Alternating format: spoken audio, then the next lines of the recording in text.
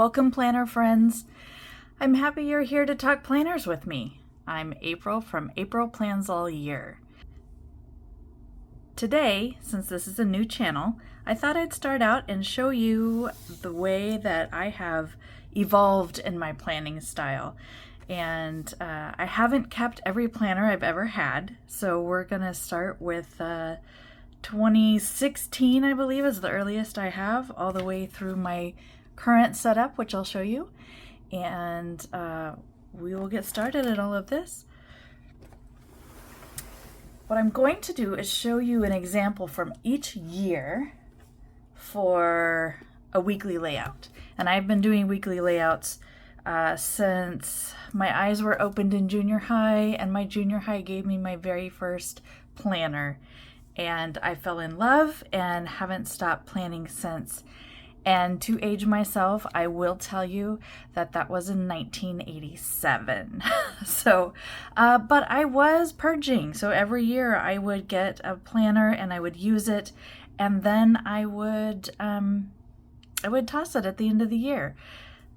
Then I realized that I should probably be keeping them and going through them. And so in 2016, I decided to keep mine, and we'll go through this one. The first thing I did was decorated the cover. This is actually this is going back. This is a Lectern 1917, and I used to use these as a bullet journal style. And I don't know, I even have a key here. I don't think I actually ended up using this most of the time. All right, and I decorated my cover with, this was actually a magazine cover that was an Oprah magazine, and I loved the way that it felt, and I love that it said live big, and then I put stickers also over it that said dream big. I started this partway through 2016.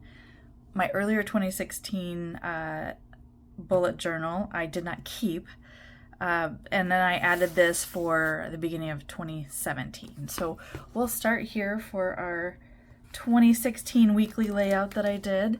This particular one I loved because I was very creative, I thought, in the way I did the October letters with my little spider that I drew and a monster, and then the way I continued those sorts of that style throughout the numbers. But the way that I did it was I had my to-do list. I have the monthly calendar here so I could see everything in an overview. Then I had my schedule for the day, my meals, and then the things that I wanted to get done in the house as far as chores go. And then also some extra things that I wanted to do. Clearly, I didn't keep up on my my daily habits, but it was a nice idea at the time. I also found quotes that I liked. This one, it says, "There is no I'll start tomorrow. Tomorrow is a disease." And apparently that was something that I felt was helpful at the moment. I don't recall writing that, but my October 2016 self surely found inspiration in that. And I will go to... So the way I did my bullet journals, I didn't start on a calendar year. I started whenever I finished this particular journal, then I would move on to the next one. So although this is faded, this only went through August of 2017. So I'm gonna go on to my next one. I thought it was pretty clever. I found this big sticker at in a Michaels pack, and Planner's Got a Plan. On the back, I have some things that were important to me at the time. Also, a Lectern 1917. We'll go to November of 2017. I got a little bit more sophisticated in the way that I drew my days. I thought it was clever to have my dinners off to the side and in a different color than my stickered events that I had going on. My to-do list, and I thought I got a little creative there of the timing of when I needed to do these things. And then I got little stickers that included the calendar so that I didn't have to stamp it or write it out myself. And then in this same book, is 2018, and this is in January of 2018. I got a little bit more creative with the way my to-do lists. My house to-do list was a circle, and then my days still included stickers, but I didn't necessarily have them as perfectly laid out. They were a little bit more chaotic, and looking back on it, this gives me a little bit more anxiety than I'd like to admit. So that's 2018. Right, now we're gonna get into the era, 2019 Happy Planner era. And I don't think I'm alone in this one. This was something that was sold out at the time. I was very excited to get this cover. This was my most favorite cover, and I hunted for it at every Michael's I came across. And the layout I'm going to show you is March of 2019.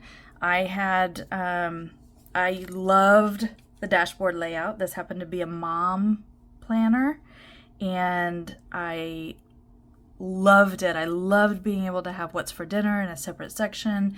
I loved being able to just put my meetings down, but then also decorate like crazy. I still have my dinners. I still have my cleaning lists, just separate, my to-dos. And I did also note here that apparently I was trying to get the Squad Living sticker book, and it sold out in 20 minutes online. So I was unable to get that on the day. There was a Happy Planner release day, and I had to get up at 6 a.m. to be able to get these things, and apparently I was late, so I didn't get that one sticker book I wanted, but I'm sure I got plenty others. So now that we're moving on to a more calendar year approach, we will head into 2020. 2020, if you will remember, was quite catastrophic for the majority of the people in our planet. I had high expectations. I bought both a Hobonichi Weeks and a Happy Planner for 2020. And I actually decorated them both with the same themes usually, and took this one with me and kept this one at home. So we'll start with, let's see, I marked two pages here. Oh, yeah. The reason I did that was because this was a layout that I created. I, again, love the dashboard layout, but started having some areas where I needed it more customized. I joined the PTSA, I was on the board, and I had a lot to do for that, but then I also needed to separate out my personal tasks and keep focus on everybody else. I also changed the meals to a house focus, so things that I needed to do clearly in February. That was the dance party at school and not anything around the house. Then I needed a change. When the pandemic hit and I was unable to do things the way I had done them before, I needed a different layout. And I went to a more teacher layout that I created that had my agenda up at the top, but then each of my kids, and then a line for each thing I needed to do, including my dinners, errands I needed to do, and PTSA things that I needed to do. And then in my Hobonichi Weeks, I kept track of similar things, but what I did was had my to-do separated out more by days, so that when I took this with me, I had a little bit more focus on that specific day. All right, moving on to 2021. That's right, back in my lectern. I went back to a bullet journal style. I was customizing my Happy Planner so much that I decided I just needed to continue customizing. So this, I did another layout that I was more used to with the days, my agenda, my to-dos on the particular day. I still separated things out between PTSA and my personal life, and just decorated it to make it my own. I was also not very particular about whether or not my lines were straight. This was a completely functional setup, and I did not need to focus on or take the time really to get out a ruler, and this worked perfectly for me and made me absolutely happy to do and play with colors and pens and make it my own. Right, moving on. We are now going to go to 2022. I moved into a skinnier version.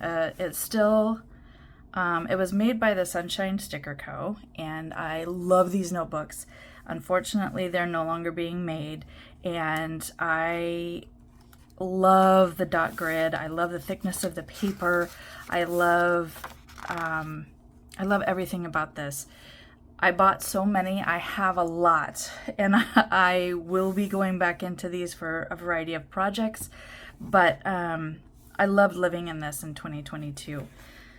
And one of my favorite spreads I did was in August of 2022.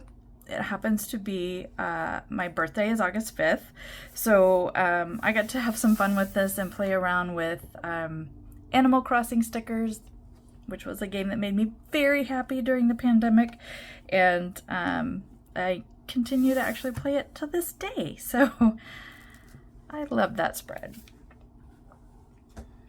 Right, just last year I went back into a Hobonichi Weeks.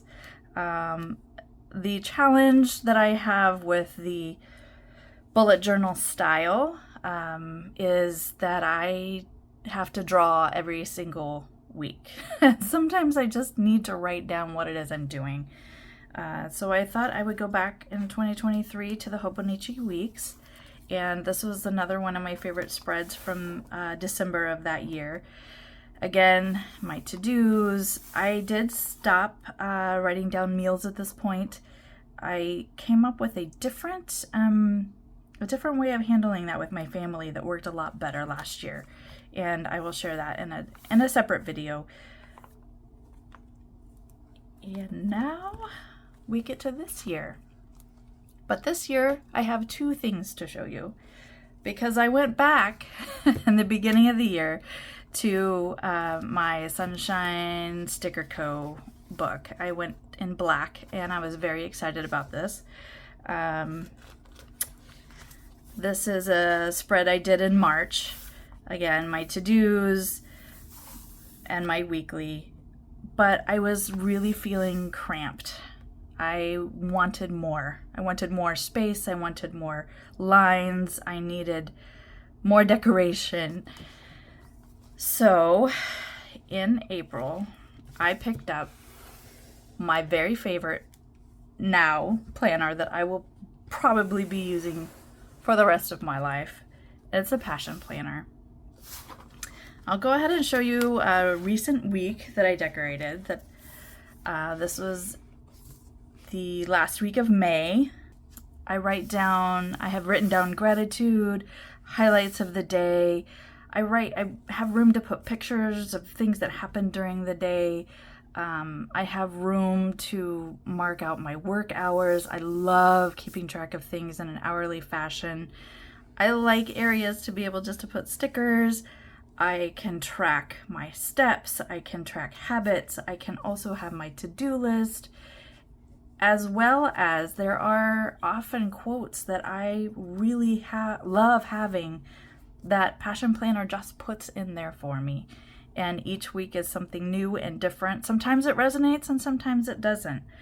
But I love this planner. And to give you a little bit of a sneak peek of the whole layout, this is what a monthly looks like.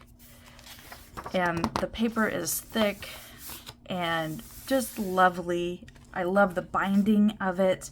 I love the size of it. I have a medium, which going from a Hobonichi Weeks or the small dot grid bullet journal that I was using, this is fantastic. I feel so at home and comfortable in the size of this particular planner. And the other thing that I am excited about doing at the end of the year, when I get my new passion planner for 2025, is going through the passion roadmap and setting out my goals and expectations for 2025. I got this mid-year and I'm not at a place where I'm ready to do this. This is very much a December type of activity for myself and my family. So I will be looking at this and doing this for my 2025 planner. And I do like having the this to look at and think about, because for me it's going to take time, and I really want to reflect on how to do this best, and then also how to get the most out of this week's focus and the areas to reflect back on my roadmap that I've created at the beginning of the year. So after all of that, the moral of the story that I wanted to get across is that your planner needs to work for you. And you don't need to feel guilty about whether or not you've used it, whether or not you've moved into a different one, because we become different people as we move through a planner. The planner is not a piece of paper or a book. It's the story of our lives. Thank you for joining me through the embarrassing journey of my planners since 2016, and I'm so glad that you are here. If no one's told you lately, you matter. See you later, friends.